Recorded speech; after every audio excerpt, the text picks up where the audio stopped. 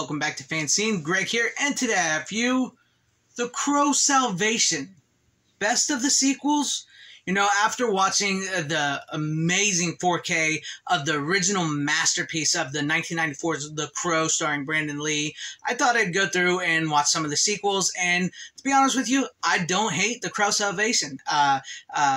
It's actually one I actually revisit quite a lot, and this just actually came out from Scream Factory, Shout Factory, on a limited edition exclusive to their website Blu-ray. And so I thought I'd show it off a little bit real quick before I get into all this, and why I think it's probably the best of the sequels, if that means anything. But this stars Eric Mabius and Kirsten Dunst. There's the front, here's the back, and this actually does have some good special features. I think these were all on the original DVD.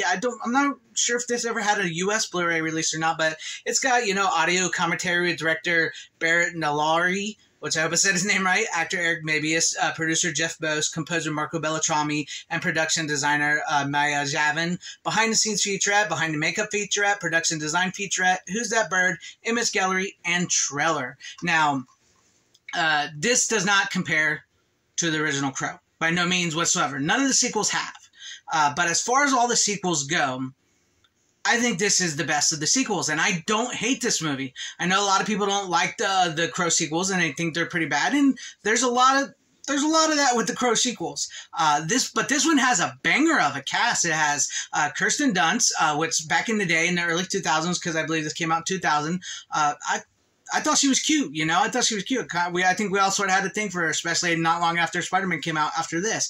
But it has Kirsten Dunst. Eric Mabius is all right as, you know, the Crow character in this. But it also has got William Atherton from Real Genius, Ghostbusters. William Atherton. Fred Ward from Tremors.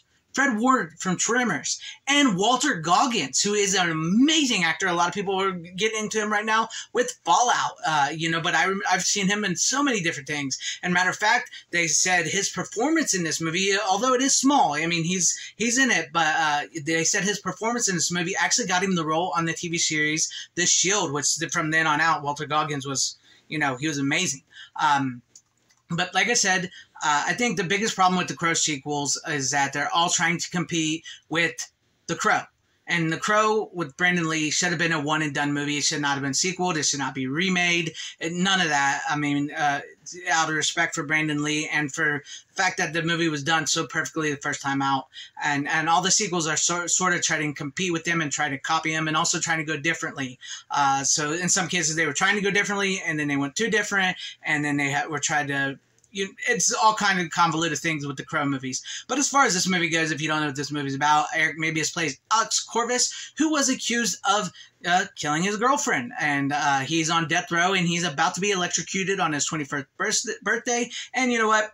He is. But he claims his innocence and that a man with scars on his arm framed him and set him up. And so he gets electrocuted, and immediately after he's electrocuted, he comes back from the dead via the Crow. And instead of makeup this time, he kind of like, for the mask they put on him, and leaves the marks of the Crow like face paint on his face, so it's like scarred into his face, which is actually pretty clever. So that's the way you don't have to worry. Why is he painting his face? Why is he doing this? It's a pretty good thing, you know. I like that. And then from then on out, after he's resurrected, he goes on the hunt to find out who actually killed his girlfriend.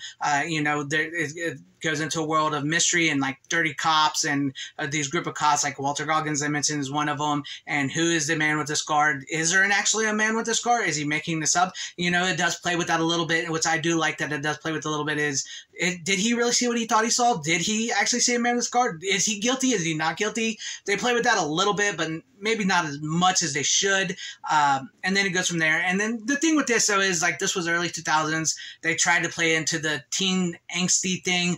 Matter of fact, Rob Zombie was actually supposed to do a Crow movie after City of Angels, and his idea was to have the actor Scott Glenn be like a Western, like a darker, nastier version of the Crow, just like, you know, Rob Zombie. It was Rob Zombie. And the Weinsteins, who Dimension Miramax, came in and was like, no, we want to do like a teen slasher type movie.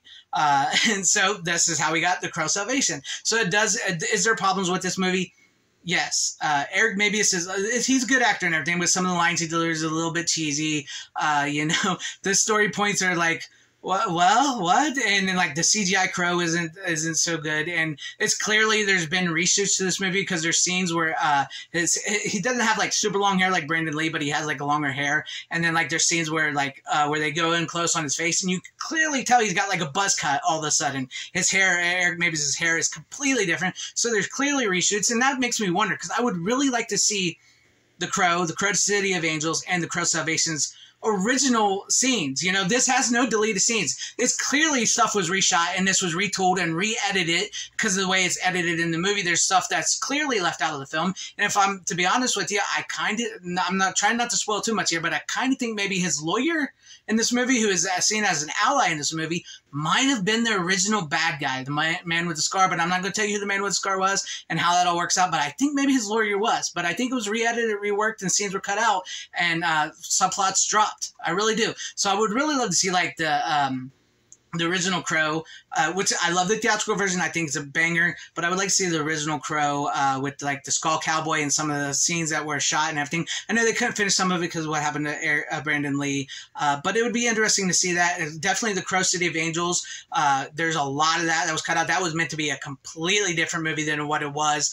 It was taken away from the director and retooled completely to try to be similar to the first movie. It's a mess of a movie. And then this one clearly has, like I said, there's plot points that were dropped. It was reshoots. You can tell there's reshoots definitely by the haircuts.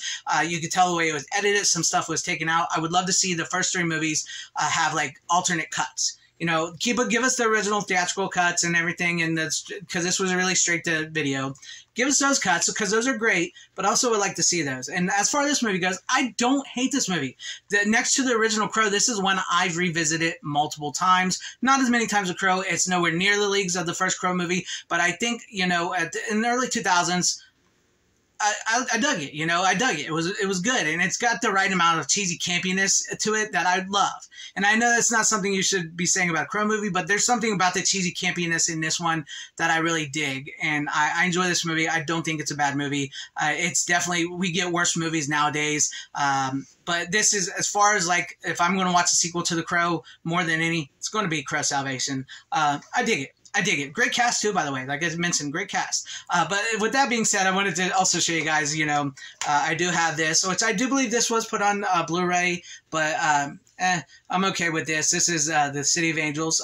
If you want me to do a review of this one, I know my reviews don't do a lot of views, but that's okay. I like doing them.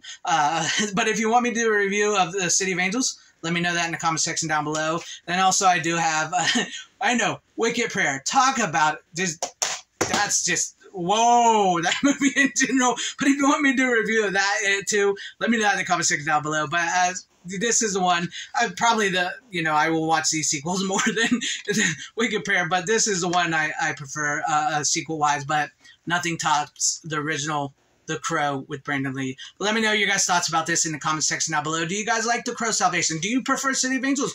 Do you prefer Wicked Prayer? And that's okay if you like those movies. It's okay.